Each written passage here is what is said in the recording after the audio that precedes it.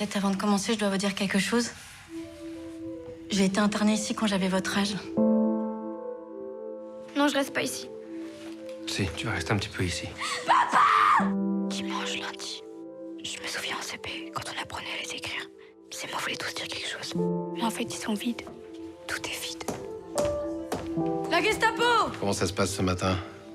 Pourquoi je dois rester ici? Parce que tes parents ont peur que tu recommences.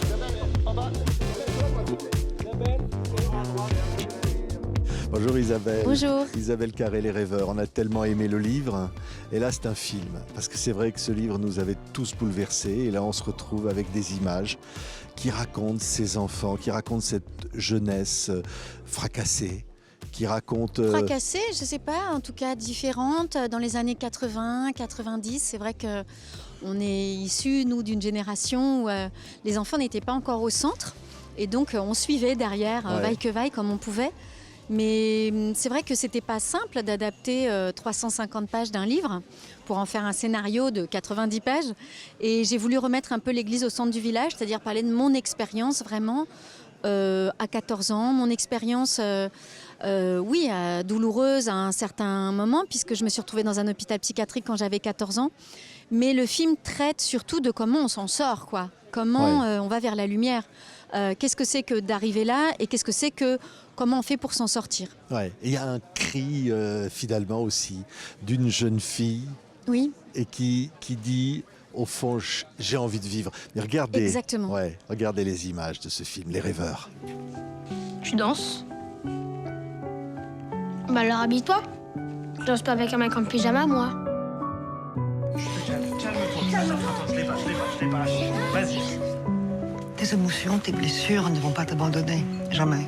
Et sans le savoir, tu as puisé en elles. Et c'est ça qui va faire de toi une actrice.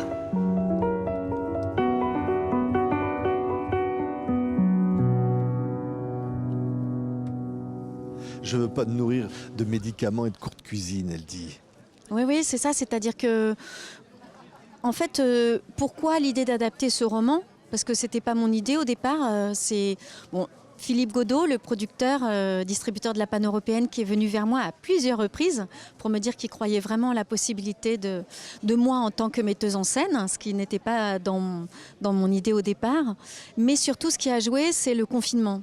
En 2020, je me suis dit, en fait, comme tout un chacun, on voyait beaucoup ces nouvelles où on parlait de fragilité psychologique des jeunes.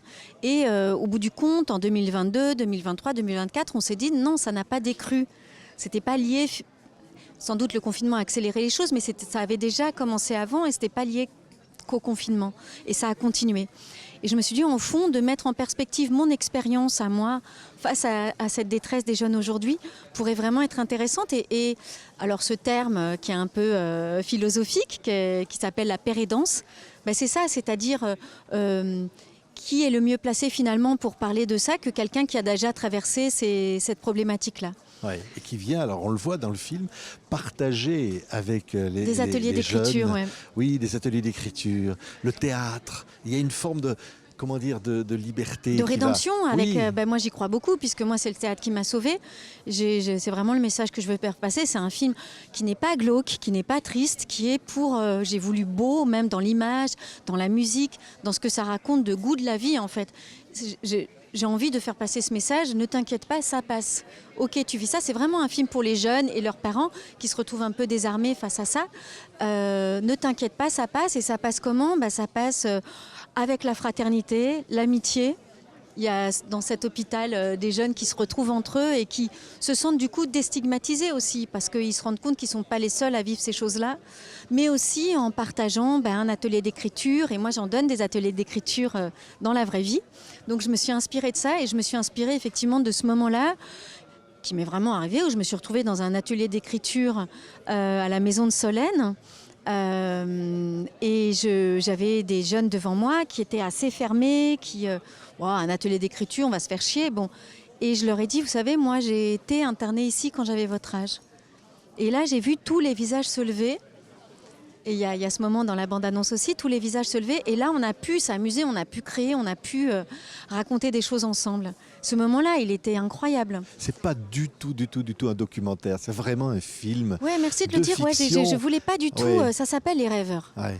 C'est comment retrouver le goût de la vie, comment réenchanter en fait les choses quand on a perdu le sens, qu'on se dit mais pourquoi je suis là, enfin il y a pas de et qu'on trouve pas de la pulsation en soi et comment on la retrouve. Et vraiment, c'est vraiment le message que je veux dire à toute cette jeunesse qui se trouve un peu en désarroi, c'est que ça soit dans des grandes souffrances psychologiques ou plus simplement un peu perdue.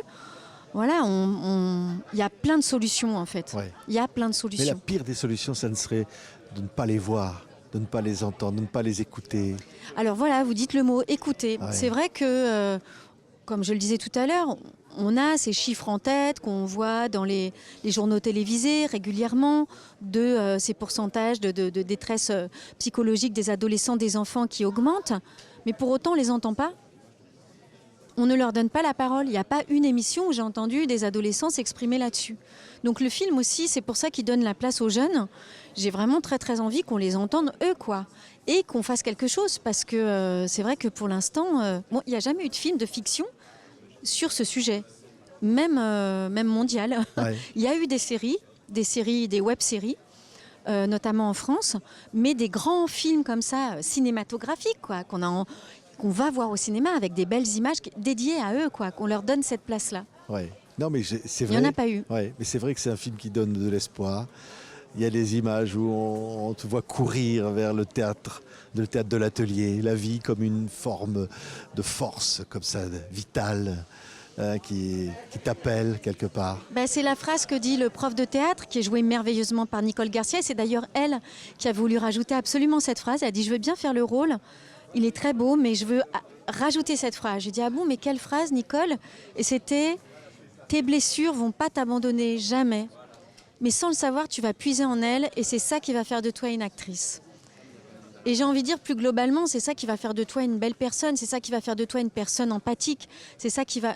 En fait, ces blessures, elles sont, même si elles sont des moments où on se dit, mais vraiment, je ne souhaite pas vivre ça, et j'aimerais m'en passer, évidemment.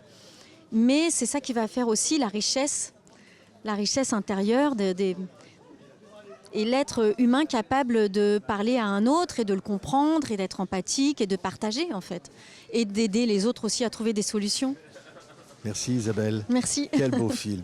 Ça s'appelle Les Rêveurs. Ouais, Merci. c'est Isabelle et beaucoup. Il y a le cœur qui bat d'Isabelle, il bat dans ce film Oui. et vous allez partager ça. Et c'est C'est vrai que ça me touche beau. beaucoup de parler de ce film parce Ouais. que c'est pas une place habituelle pour moi.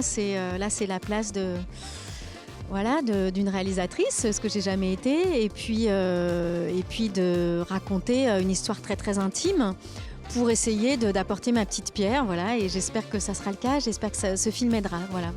Merci Isabelle. Merci à vous.